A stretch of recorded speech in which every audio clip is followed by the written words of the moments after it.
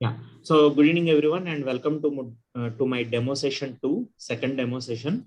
So yesterday, I gave a brief introduction about myself, and I explained all these data points, trainer introduction, unique features of my training plan. What is performance testing? I didn't cover, but I covered rest of all the things, right? For whom this training is suitable, right? And what are the career prospects and packages for performance testing, right? And how the training is going to be, what are the scripting scenarios that we are going to cover in scripting in the training, right? And I also explained about placement assistance and terms and conditions, right? So if you missed the session, yesterday's session, please go through my demo session in my YouTube channel. So let me quickly show you my YouTube channel before starting the session, right? So in case you haven't subscribed, go to youtube.com and search for performance testing real-time training. Okay, search for this performance testing real-time training, and you can. So this is my YouTube channel, guys. You see this logo, right? The same logo that you see over here, right? Isn't it? Right, guys? So please like, share, subscribe to my YouTube channel immediately, so that you'll get all the updates, like all the training updates, demo sessions. You'll be receiving all the demo sessions, recorded sessions of the demo sessions. All right. I'll take a pause here. I'll take a pause. To let you subscribe, so that.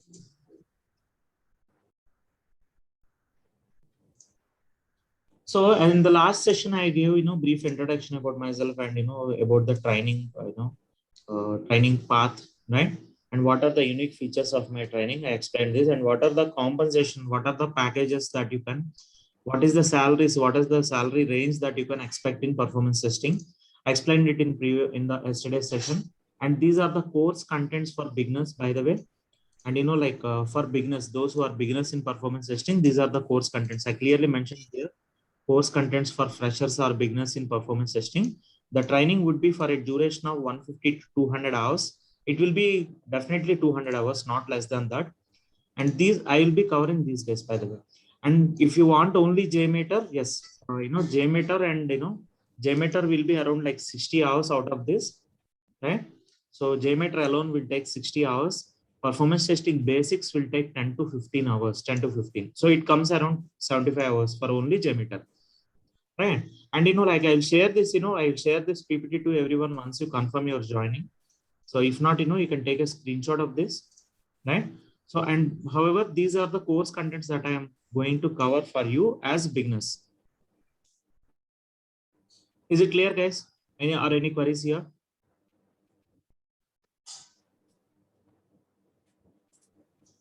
JMeter alone comes to performance testing basics comes to 10 to 15 hours, and JMeter alone comes for let me put it here, 50 to 60 hours. Sir, is this session not for JMeter alone? Yes, this is for JMeter alone. But if someone want to join Loadrunner, I have a morning batch running. So the already few people are joining my morning batch, Loadrunner batch. Okay. Okay, sir. All right, guys. So let us start with this Windows shortcuts, guys. Okay. So as I have some freshers and as I have some freshers as well as people from non-computers background.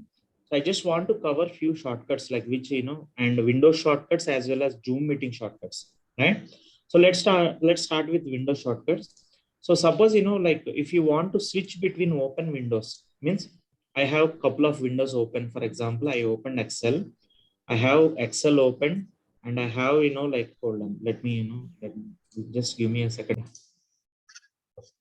Right? So, everyone should be comfortable with these window shortcuts like Alt Tab, Alt Tab and so on. So, guys, did you try this, everyone? Alt Tab on your keyboard. Did you try this, guys? See, only if you try this, you will understand. Okay. If you don't try this, you will forget it or you won't understand it. What is the importance of that? Let me show you one more time. So, I'm clicking, I'm using Alt Tab on my keyboard. And you can go to, suppose I want to open my WhatsApp, or I want to open Notepad++, for example. right? So what I can do is like, I'm switching between the windows now. A lot of windows open. Hold on.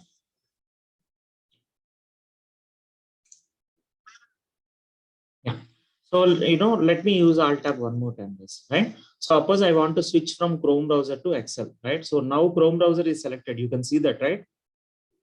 You can see that Chrome browser is highlighted here, isn't it? Yes, sir. Right. So, you can select the desired window and you can release the Alt Tab on your keyboard, right?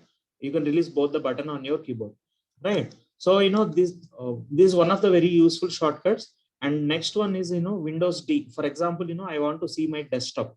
I have some couple of windows open, Excel, Firefox, Chrome, and WhatsApp, and all this open. Suppose I want to, see the desktop. I want to go to the desktop directly. This is the shortcut, Windows D. D for desktop, right? So I'm using Windows D on my keyboard now. Now you can see my desktop, isn't it? Is it clear, guys?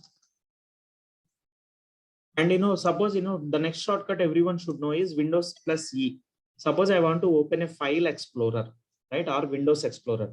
Means, see, let me open. I'm using Windows E on my keyboard. Just just observe, like yeah. So now you see File Explorer, right? So this is called as File Explorer or Windows Explorer. Okay. So the shortcut for this is Windows plus E, E for Explorer, right? And like suppose I want to maximize the window. For example, I'm seeing here some, like menu items over here. I want to see only this slide deck, in a maximized window, right? So you can use function F11 for that.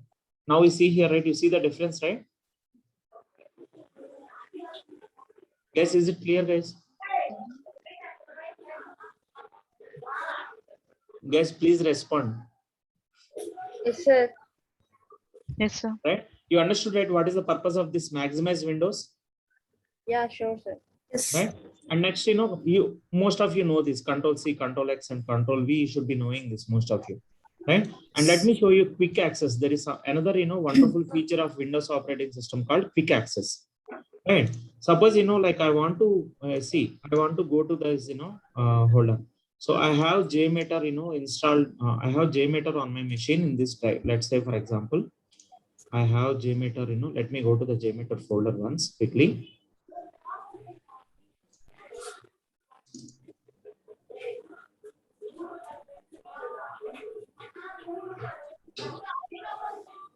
Let me remove this.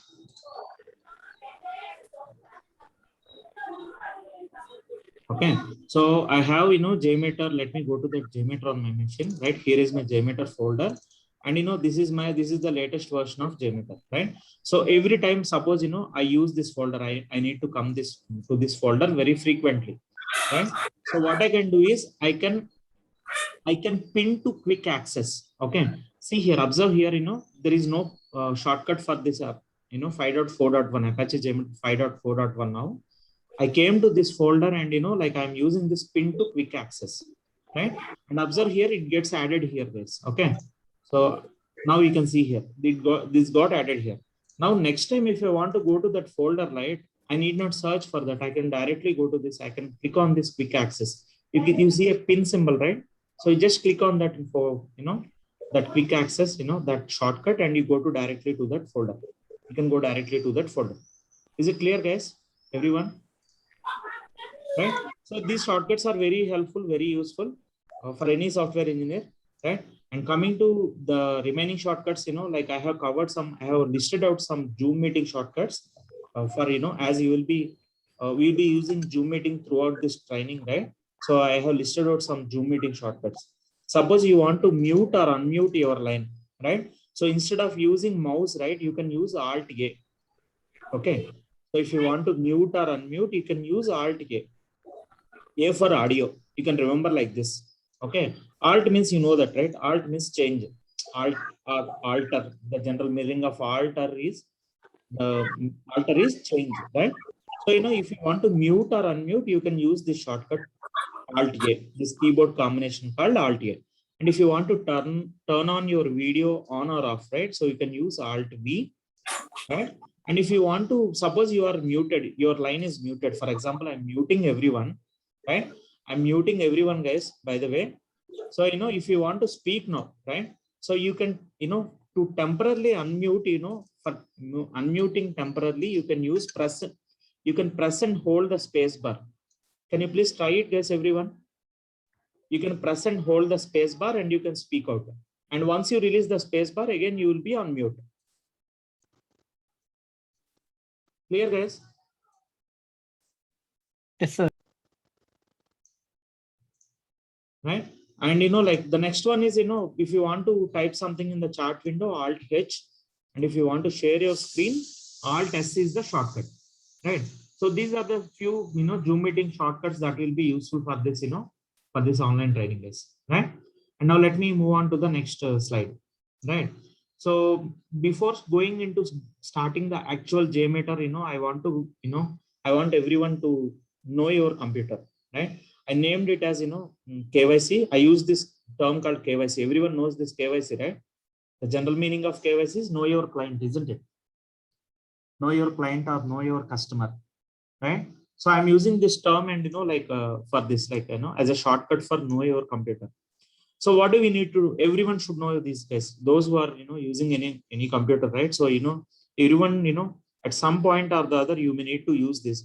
At least every software engineer should know this. Right? Now let's quickly, explore each of these. Hold on. Let's understand each one of these guys. The first one is IP address, right? What is meant by IP address, right? Let me quickly show you that. So IP address means like, any computer that any computer will have some, some number, some IP address to, to identify it. It will have some unique identifier, right? So that is IP address. And now how to check my IP address? Okay. So you can open a command prompt, and this is run prompt, by the way. Windows R. If you type Windows R, you get a run window, right? This is called as run prompt. Run prompt. Okay. And type CMD here, right?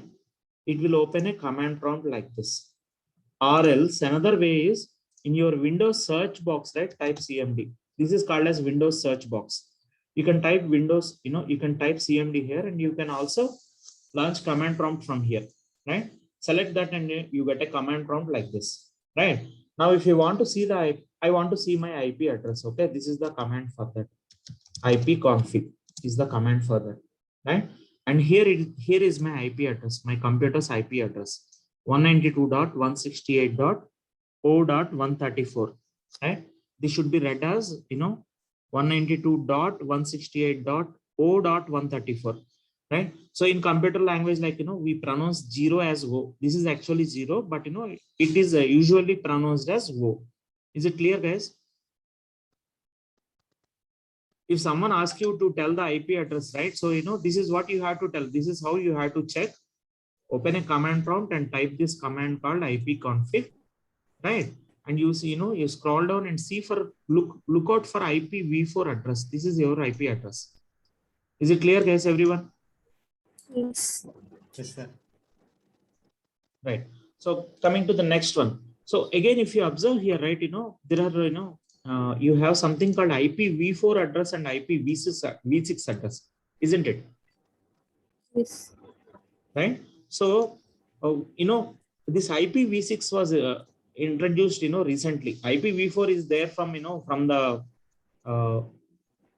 beginning stage of computers, beginning years of computers, right? And, IPv or internet, for example, right? So, from many years, this IPv4 address is there. And, all these numbers got exhausted, and they have introduced something called IPv6. Okay. So let me give some example to this. So initially, if you remember, we used to have mobile numbers starting with number 9 only, isn't it? Guys, yes or no? Yes. Yes, sir. Yes, sir. Right. So after all those numbers got exhausted, means all the combinations are over, right? Then they started introducing like 8 series and then 7 series and now 6 series. We have 6 series now, isn't it? Yes. So in the same way, as the different combinations of this IPv4 addresses are exhausted or over, they have introduced this IPv6 address. Clear, guys? And what is the purpose of this IP address? To, to identify your machine which is connected to a network, to identify a machine that is connected to a network, we have some IP address, right? And again, there are two things here: public IP and private IP. I will explain that later. Actually, if someone want to, an outsider want to, suppose, you went to an internet center, or or you have 3 to 4 machines connected at your home. You have, say for example, 2 laptops. You are having 2 laptops at your home, right? So each laptop will have a different IP address. Please remember this, right? Each laptop will have a different IP address. Clear? And now, to the external world, this IP address will not be visible. Byte valaki IP address, whatever you are seeing here, this will not be known to the, this will not be for the external world, right? And, for outsiders, there will be something called, public IP. Okay. So if you want to see what is the public IP, right? So this is how you can check. You can go to the browser and type what is my IP.com. And this is actually my public IP. Okay. Let me give some example for, these 2 IP addresses. Okay. Say for example, so if you are staying in, say for example, you are staying in an apartment, right? So you'll have some apartment number, right? 101, 102, 201, 202, and so on, right? Yes. Right? So this is something like your apartment address. Okay. So only this will be helpful only within your apartment, isn't it? So suppose, like someone asks your address. So if your neighbor asks which apartment do you belong, you will tell some, we are staying in some 101 or 102 and so on.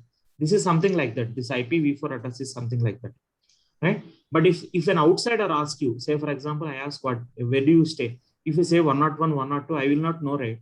Right? I should know the building details, or I should know the address, location, city, and all, isn't it? Yes. It's able to follow. And if you want to tell the complete address, right? This is something similar to that complete address, right? To the external world, to the outsiders, this is the IP address of our machine. Clear, guys? And this is within our network. Please remember this. This is within our network. Clear, guys? What is meant by IP address? And what is the purpose of IP address? Yes, clear. Please respond. Yes, clear. Right. And what is the purpose of IP address? We know that, there are some, like, see, just it helps as a unique identifier, like, to identify some, computer, right? So each computer will be assigned to some IP address, right? Whether it is private IP or public IP. Actually, public IP, you should take this as, this will help you to identify your network. And inside this network, you will have an internal IP address like this. When you have 2 machines or 3 machines, each machine will have a different IP address. Next time, if you have 2 laptops connected to your network, please check that. Please confirm that. Clear, guys? Yes. Right. So, and this is public IP. You understood what is public IP also, right? This is public IP. Sorry, this is public IP. Clear? It is telling you, the IP location. Observe here.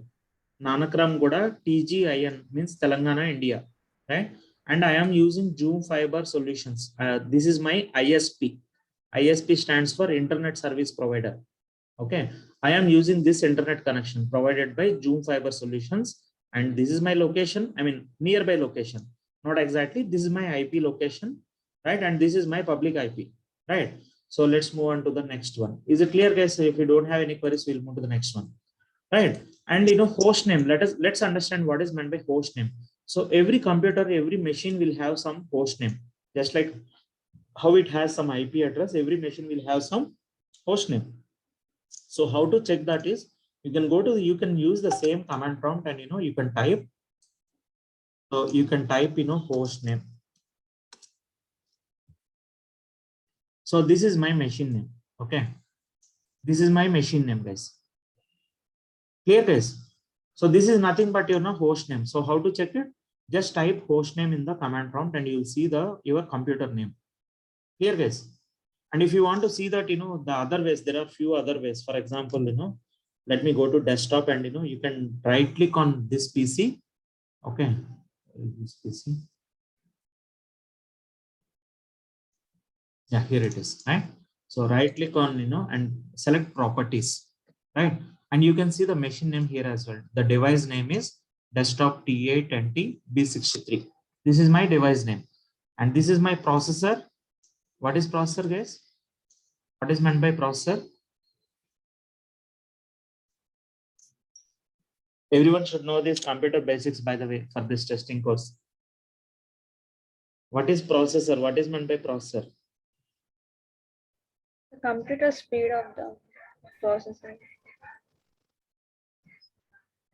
The processor is the central processing unit, or it is the processor which will make the machine, it will process your request, or if you open something, it will process. The processor is responsible to execute any program, isn't it?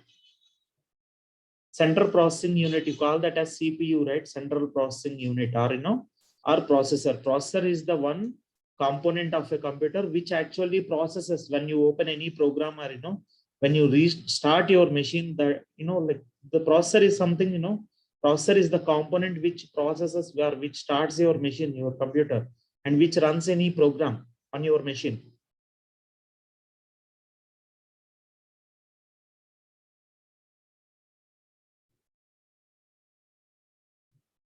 Guess, is it clear? Yes, sir. Yes. Don't we have Yes, any sir. don't we have any computer guys in this batch? Guys from computers background? Okay. All right, please go through some computer basics, guys. You should know what is processor, what is RAM, right? And all this. These are all computer basics that everyone should know. If someone is from non-computers background, please go through the computer basics, right? You have a lot of videos on YouTube, or over net, you have a lot of videos or a lot of articles, right? So please learn those computer basics, guys. What is processor, what is RAM, what, and all this. Okay, and what is an operating system, by the way? What is an operating system? So see here, I am having Windows 10 Pro operating system. This is the operating system version that I am having, right? So this is the operating system, and this is the exact version of my operating system. So what is an operating system, guys?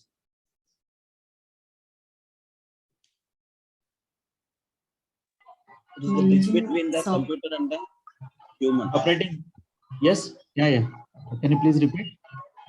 This is the bridge between the computer and the human. To process the requests that are provided by the human, it is the bridge. Right. So the operating system, the name itself implies, right? So it is the actual software that that executes your that operates your computer, isn't it? Operating system. So that is the software that that operates your machine, right? If you want to define an operating system. Okay. Next. So let's move on to the next one. And port number, we will discuss this. Okay. So let me explain. So, like any computer, any machine will have, thousands of port numbers. Port number is nothing but, it is a software. It is also a software, not a hardware, guys, by the way. It is also a software, like, actually, any program will be, any program that you are executing, that you are running, that will be using one port number. That will be using a particular port number, right? So that we'll discuss more in detail, because we need to know, everyone should know what is a port number, right? The next important terms are LAN and WAN. LAN stands for local area network, WAN stands for wide area network. Okay, suppose I have I have 3 laptops connected to my network. Okay, so I can say that like I am in a in this LAN, local area network, means network between computers which are located at and connected to a single network, right? To at a single location, right? We can call that as LAN. Or just remember the abbreviations, at least full form. LAN stands for local area network. WAN stands for wide area network. Okay, and ping command. So let me show you what is this ping command, right? Suppose like I want to see like what is the IP address of Gmail servers. Okay. So your voice is breaking in. Is it breaking for everyone? No, sir. No, it's fine. Fine for us. Okay. May I know for whom is it breaking?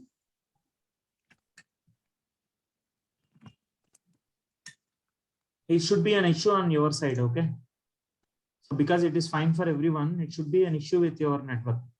Right. So suppose I want to, ping Gmail servers, right? I can use this command, right? Ping gmail.com, right? And you can see, we are sending a request to Gmail server, right? So, and this is the, IP address on which Gmail servers are running, right? You got it, right? So, suppose you want to ping any machine or any server, right? So Gmail will be running on some server, on some computer, right? So, you can check if this is working or not. If Gmail is working or not, you can check like this. You got it, guys? So if you get a reply like this, reply from, so you see the IP address, reply from this, and that means that Gmail server is up and running now. Clear, guys? Yes, sir. Yes, is it clear? See, if you observe here, our system, my machine has sent, 4 requests to this, 4 requests to Gmail server, and it got the reply. Always it got the reply. And you can see how much time it took to get the reply. Okay. And so this is what approximate round trip time means. Round trip time means how much time it took to get the response. Okay. So these are the values. It took, minimum of 35 milliseconds and maximum of 39 milliseconds. And the average time is 36 milliseconds. To get the response from Gmail server, it took 35 milliseconds. That's what it means. A minimum time of, out of these 4 pings, right? It has sent 4 pings to the Gmail server. Out of these 4 pings, minimum time it took is 35 milliseconds, maximum time is 39 milliseconds, whereas average time is 36 milliseconds, right?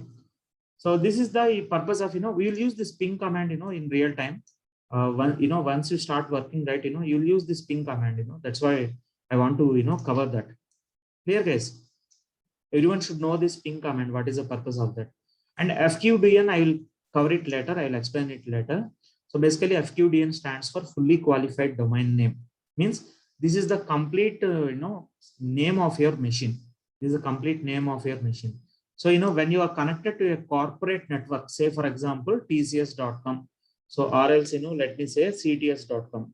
You joined a company called CTS and, your domain name will be something like this. Okay. So it will be something like this. First, your machine name will be there. So for example, what is my machine name? I have just now shown you, right? I have shown you just now, right? So, let me copy this. See, so your FQDN will be something like this. This is your machine name, right? Dot, suppose my machine is connected to CTS network, CTS company network. This is my fully qualified domain name. This is what we call that as FQDN, fully qualified domain name. Nothing but your machine name followed by your network name. Clear, guys?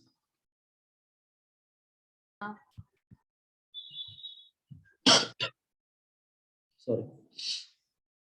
And we'll discuss this firewall and host file later on. So I covered, I'll cover this command prompt. I'll cover these also later on, command prompt and elevated command prompt. I don't want to give too many inputs, in a single session. I already explained this, what is public IP and private IP. This I already explained. Public IP is, this is my public IP. Public IP means with which IP we are visible to the external world, right? So this is public IP. And this is your private IP. What you see in the command prompt by using ipconfig, right? That is your private IP. Private IP means within your network. Clear, guys? What is public IP and what is private IP? Yes. Okay. And like operating system, I already covered operating system. And what is operating system? Can you repeat that? Can you tell me that now? Anjali? It operates on the computer system. Right. Operating system is the software which operates your computer or which operates your system, right? And system configuration, everyone should know your system configuration, by the way, right? And how to check your system configuration? You can simply right click on the taskbar. This bottom color, bottom bar is called as taskbar, right? Right click on that, go to task manager, right? Go to task manager and go to performance tab. So this is one way to check your system configuration, by the way. This is one way to check your system configuration. You see here, right? This is my CPU. This is my CPU. What is my CPU configuration? Core i7 9750 Hz, right? Sorry, 9750H CPU at 2.6 gigahertz. Let me explain this. So this is your processor model. i7 is my processor model, right? So let me highlight this. I'm explaining this part, guys. So i7 is my processor model, and this is my generation. So processor generation. See, every processor will have first generation, second generation, third generation, and so on, right? So if you have 9 here, that means this is 9th generation processor. Clear, guys, everyone? And this is my processor speed. 2.6 gigahertz is my processor speed. So I'm explaining about my system configuration that I have. Clear, guys? Yeah. And the next thing that you need to know is, in system configuration, the next thing that you need to know is memory, about memory, right? Memory, you might have heard RAM, right? RAM. So RAM and memory are same. And I have on my machine, I have, like 16 GB of RAM. You can see it here, right? What is the purpose of this RAM, by the way? Did you To see store this the RAM? data. Storing the data. Store the data or Read To all this. process the data, to process or to run any program, right? Guys, Yes. right? Did you see RAM? Did everyone see, like RAM anytime? So let me quickly show you, right? So let me clear these annotations. Guys, you should know what is processor, how does a processor look like, and how does a, RAM looks like, okay? Let me show you that. First, let me show you the processor. This is how it will be, right? This is how it will be. Your processor will be of this much size, and this is how it looks like, right? This is Intel Core i5. This is Core i7 processor, and so on, right? And let me show you RAM. You might have seen this, you might have know this, right? So this is called as, RAM or memory. You got it, guys? This is how a RAM module looks like. Your, RAM looks like random access memory. RAM stands for random access memory, right? Guys, these are computer basics that everyone should know. Okay. So please go through the, go through some, just Google for, after the session. Okay. Just Google for computer basics, basic knowledge, or, computer basics knowledge or basics, right? So go through this, if someone is from non-computers background, right? So please go through this. These are all required, guys. So go through this, and, go watch some videos as well, so that, you'll easily understand. Good, select videos, right? And, select some, computer basic knowledge, learn computer, basic computer, hold on. So you select whatever you are, convenient with, right? Basic computer knowledge, computer basic knowledge. You see a lot of videos, right? Please go through this session, guys. Everyone should know what is a processor. You should be able to explain, not just know, but, you should be able to explain. If someone asks you what is a processor, what is RAM, you should be able to explain, guys. Okay.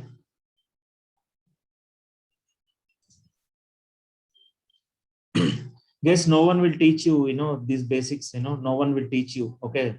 And no, when you join for some testing course, right, 99.9% of the trainers will not bother about explaining this, but you should know all these basics. You should be well aware of this. Okay. So, maybe I'm one out of that, from that fraction of percentage, right? And additional clocks also, we'll see it later. Let me quickly show you. Otherwise, you can use it later. Okay, let me quickly show you. So if you can you look at the bottom right of my machine, of my screen. On the bottom right, you see, local time and Eastern time and PST, right? Local time means India time, and then Eastern time, that is US time zone. EST and Eastern time and PST are, US time zones, guys. So, how by default you will have only local time.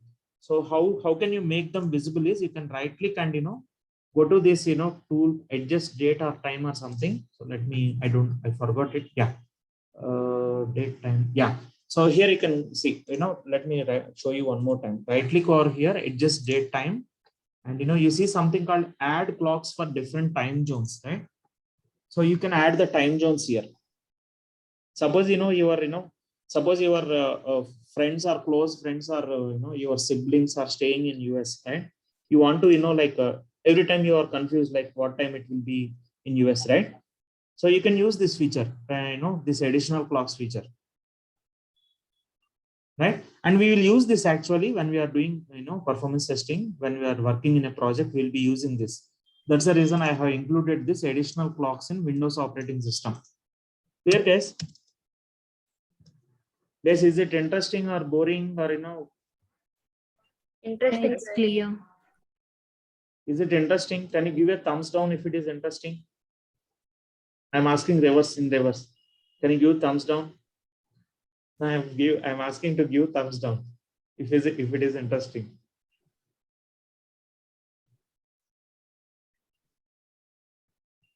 Guys, please respond. Okay. I see only few people responding, only 5. Do you feel that this, you should know this or no? Are these required or no for, to become a software engineer? Do you believe that, do you understand, or do you believe that, you need to know all this to become a software engineer? Right? Fine. Thank you. So, and remote desktop connection. The next one is, the next Windows basic that you should know is remote desktop connection. So what is meant by remote desktop connection? Suppose you have, like once you join an organization, you will be having, lot of colleagues and all, right? Suppose you want to connect to your colleague's machine, right? So you use this feature called remote desktop connection. Or else, you want to connect to some remote machine, means a computer which is located in, in a different location, in a different city or in a different country, right? You use this remote desktop connection if you want to connect to that. So how you do that is, like in Windows search box, you can type remote and you get this remote desktop connection. And we already discussed, the IP address, right? So you have to know, you should know what is the IP address of that machine. And you should know what are the credentials of that machine, means username and password of that machine. You first type the IP address and click on connect, right? I don't have that machine actually now. That's why, like you, hold on, let me check what is the IP address of this machine. 134. Yeah. So this is this is the IP address of another machine at my home, another computer at my home, right? So I'm not sure whether it is up or now. I think it is down now. It is shut down now. But this is how you can connect to a remote machine. So you enter the IP address of that machine and click on connect. And see here, it is initiating remote connection. Means this laptop that I am using, that is trying to connect to that remote machine, right? And how do you connect to a remote machine? By using this remote desktop connection in Windows operating system. Is it clear, guys? Yes. Right now it is stopped actually, it is turned off. That's why it is unable to connect, But if it is able to connect, right, it will prompt you for username and password. It will ask you for the username and password of that computer, and you have to enter that credentials to log into that machine. Clear, guys? What is the purpose of this remote desktop connection? Yes. Okay, and environment variables, I will explain that later. Maybe probably I will remove this from here. Okay, and I'll keep it at the end.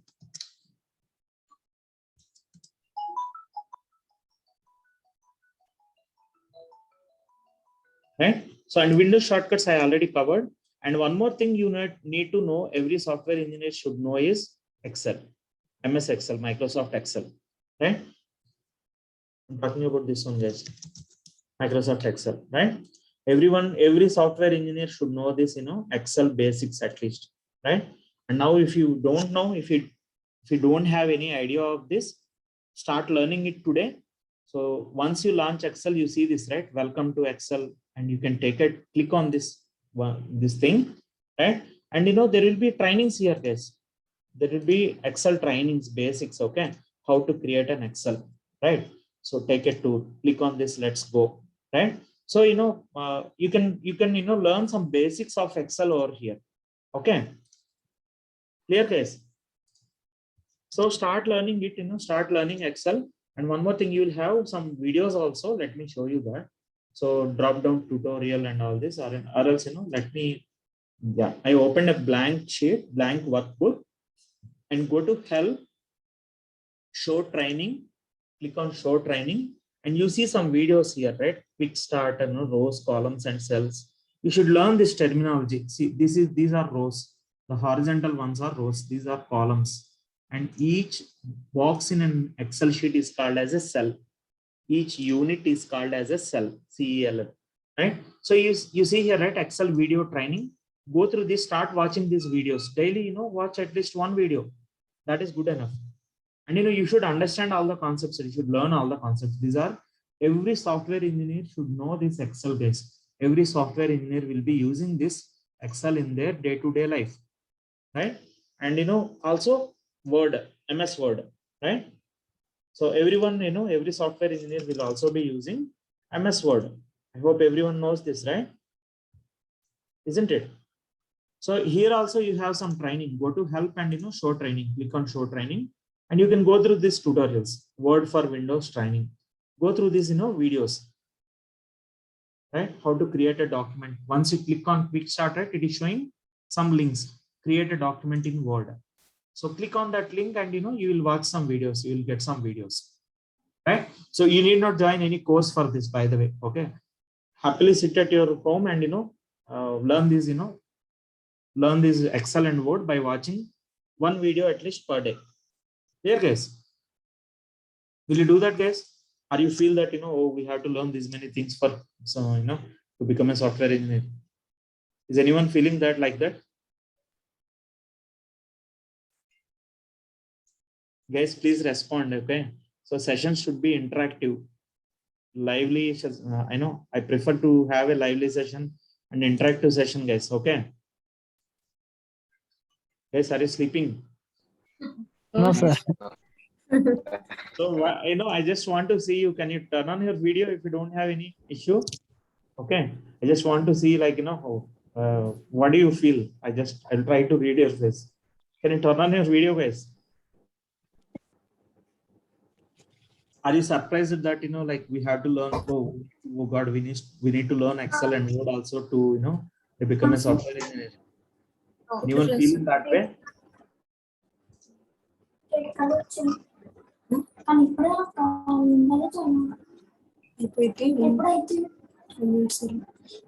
Yes, there is some background noise from few participants' side.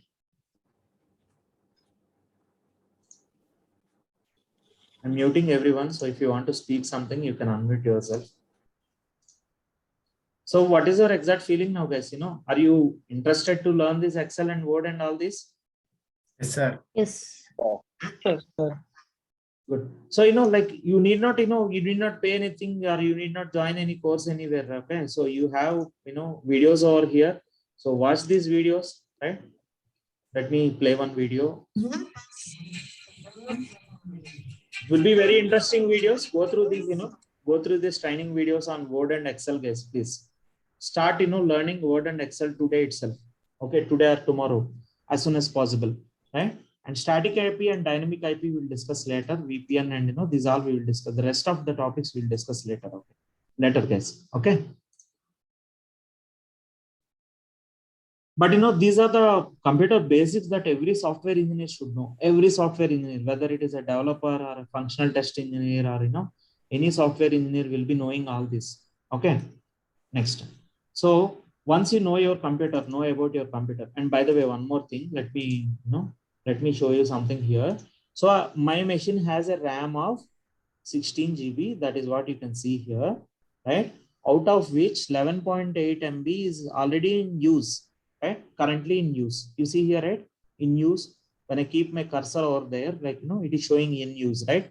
Out of 16 GB, 11.8 GB is currently in use, and my system is using 10 to 20% of my CPU. Around 10 to 20% of my CPU is being used, right? And this is my Wi-Fi connection. Okay, so Task Manager shows all this, your CPU utilization, memory utilization, right? Wi-Fi utilization and all this. Suppose if it is hitting, most of you may be having 4 GB and 8 GB RAMs, right? Isn't it? Yes. Right? So if we have 4 GB and if 4 GB is around 3.8, 3.9 GB is already in use, your system will become slow. you should know about this, CPU and memory, like, so if you have some, 4 GB RAM, and if it is complete 100%, if you see 100% here, 100% utilized here, please upgrade your RAM. Means please upgrade your hardware to, so add some one more 4 GB RAM or add 8 GB RAM. Okay. So if possible, okay, not a sure thing, or not a compulsory thing. If possible, please upgrade your RAM. Those who are having 4 GB of RAM, if possible, please upgrade. Otherwise, it will be slow. That's it. Your will be slow. That's it.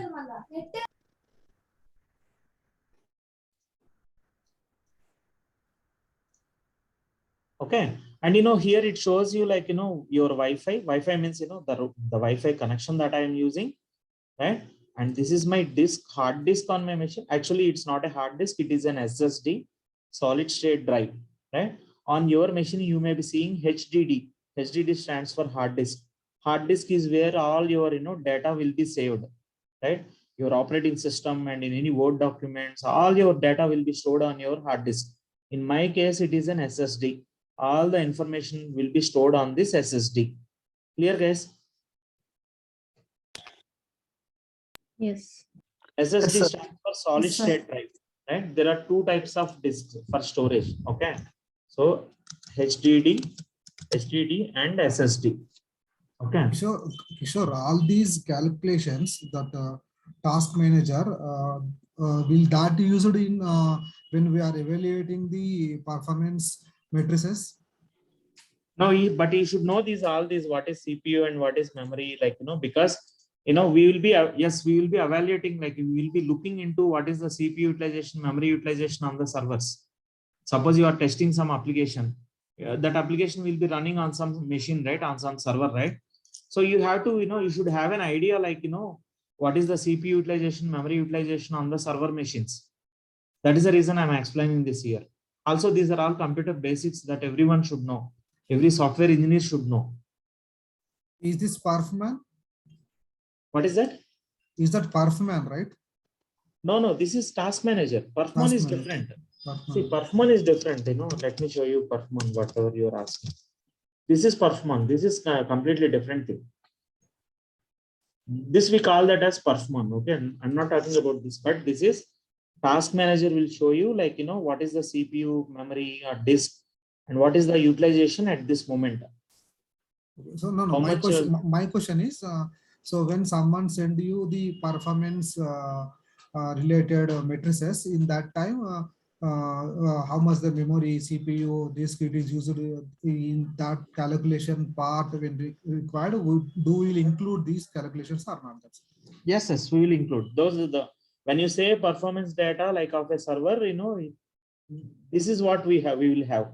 How much is the CPU utilization, memory utilization, disk utilization, and all this, network utilization.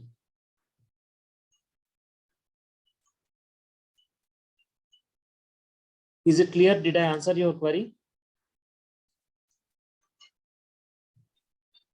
May I know who is this?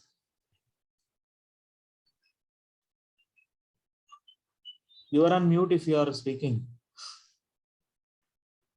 Okay. So I don't know what is the issue on their side, right?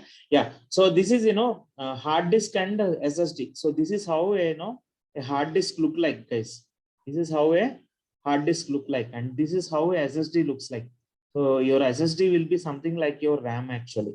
If you observe, SSD will be almost similar to your RAM, isn't it?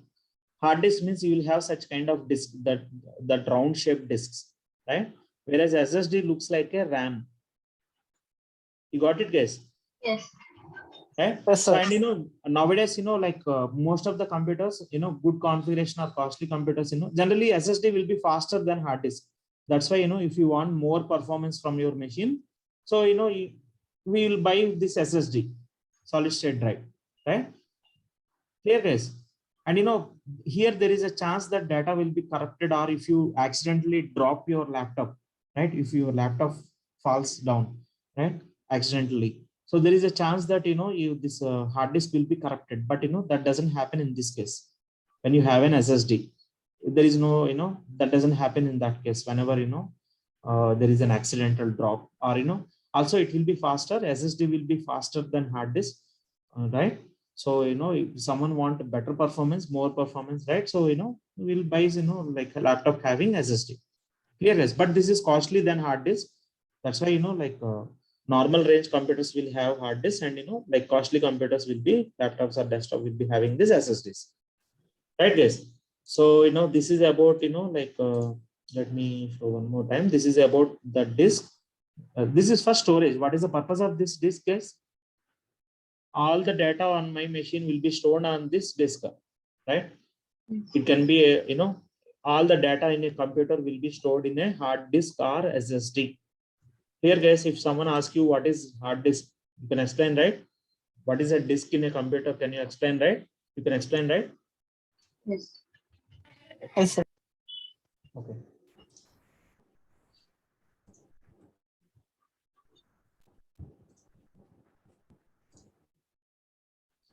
All right. So, please start, exploring these computer basics. If you are not from non-computer background, learn these computer basics. If you are from computers background or you already know this, start. And if you don't know Excel and Word, please go through the Excel training and, Word training, right, on your machine. Go through those videos that I have shown you, isn't it?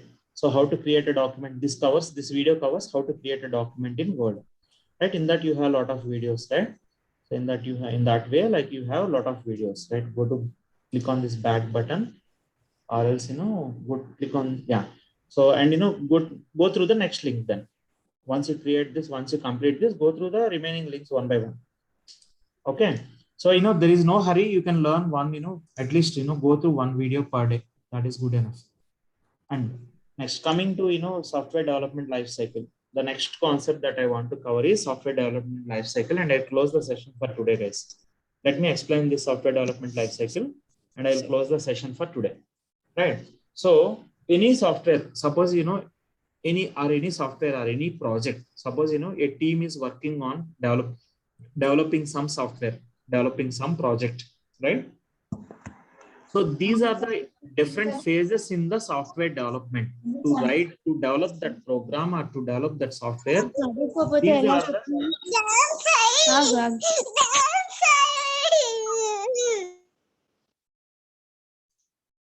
right. So these are the different phases in a software development, in any software development. Okay. Means if you are working in a project, say some development project, right? So, like this contains, different phases like this, starting with requirement analysis. You got it, right? Suppose, let us take some example. Okay. Let's take some example for this. Okay. So suppose you want to try a new recipe. Okay. You want to try a new recipe, right? Or else, one of your family member ask you to prepare some evening snacks, right? So you'll ask like whether you want a sweet or a hot, or you want what kind of snack, right? Yes or no? Suppose someone asks you to prepare, evening breakfast, evening, snacks or some breakfast. Guys, able to hear me? Yes, sir. Yes, sir. Yes, sir. Okay. So you first know, what do you want to have? What exactly do you want to have, right? So, or if someone asks you to prepare some evening snacks, you will ask like, what kind of snack do you want? Whether you want a sweet or a hot or something, isn't it? So that is, you are collecting the requirement, you are asking the requirement, and you are analyzing the requirement, right? You are analyzing the requirement. For example, suppose someone asks you to prepare a, you told your family member to make a puri, right? So they will ask like, they will first see like, whether they have oil at home, atta and all this, right? Yes or no? What are the requirements to prepare that particular dish, right? So that is something similar to requirement analysis. Suppose, a team is working on a project, client asks to develop some software, right? So the development team will ask all the requirements, and they will analyze the requirements. So that is called as requirement analysis phase, right? Any software development that starts with this requirement analysis phase. First, they will collect the requirements from the client and they will analyze those requirements. Clear, guys? Something similar to preparing a dish. Okay, someone asks you to prepare a dish. or dinner or lunch. You will ask like, what do you want? What exactly you want in lunch or dinner, right? So something similar to this. So once the requirements are collected, you will, the software development team will design that project. Means they will put on the paper, or, they will design like, what technologies to use. For example, you have multiple languages, right? Like Java, .NET and all this, right? So in this design phase, what technology should be used to develop that project, that will be decided in this design phase. Clear, guys? Yes, sir. Right? So once this designing is completed, there will be an architect team for this. Okay, developers, there will be some software engineers called architects, software architects. They will be designing that application. Means they will be deciding on which technology to use, which tools to use, and so on, which database to use, and so on. Right? That is called as designing phase. Once the project designing is completed, next comes implementation phase. Implementation phase is nothing but coding. Okay, developers will start writing the programs for developing the software. That is nothing but implementation. If you are preparing, if you want to prepare a recipe, you will start cooking, right? That is implementation. You are implementing the design. Means you are implementing the requirements. You are trying to develop as per the requirement, right? So once once this implementation is completed, once the developers do the coding, right? So there will be a separate testing team to test the software. Whatever software is developed, right? That will be tested immediately. Whatever software the developers are developing, that will be tested immediately. So that is called as testing phase, right? And once the testing is completed, then only that project goes into production. Evaluation phase means that project will go to live, right? Means it will be made available for real-time users. Clear, guys? In this evaluation phase. So these are the typical phases in any software development lifecycle. Clear, guys? Yes, sir. So you want to, your family member asked you to prepare a dish. Here you will correct the requirements. What dish you want, whether you want a puri or chapati or something, or whatever dish you want. And then you will prepare all those, like, you will first check, whether you have the required ingredients or not. And, you will think about how to prepare that dish, right? So that is designing phase. And then you start cooking that recipe, right? That is implementation. If you want to map this example with preparing a dish, right? So while you are preparing, like, you will be testing, right? You will be, tasting it, right? Whether salt is enough or not, or whether, sugar is enough or not, according to the dish. Isn't it? That is something similar to our testing. Guys, able to follow? Yes. Right? Are these examples helpful, or you don't want these examples? You want to explain only in terms of software? Yeah, it's enough. Sorry? Are these examples required or no? Yeah, it's Can I required. explain technically? Yeah, also? it's required. Yes, sir. Required. Right. So once the testing is completed, then that project will be pushed to production. Means it will go live. That application or that software will go live. Similar to once you prepare the dish and test it, then you will serve it, right? Serve it to your family members. The same way, once the project development is completed and tested, then it will go to live for real-time users, right? So these are the typical phases in any software development lifecycle. So I'll stop it here for today.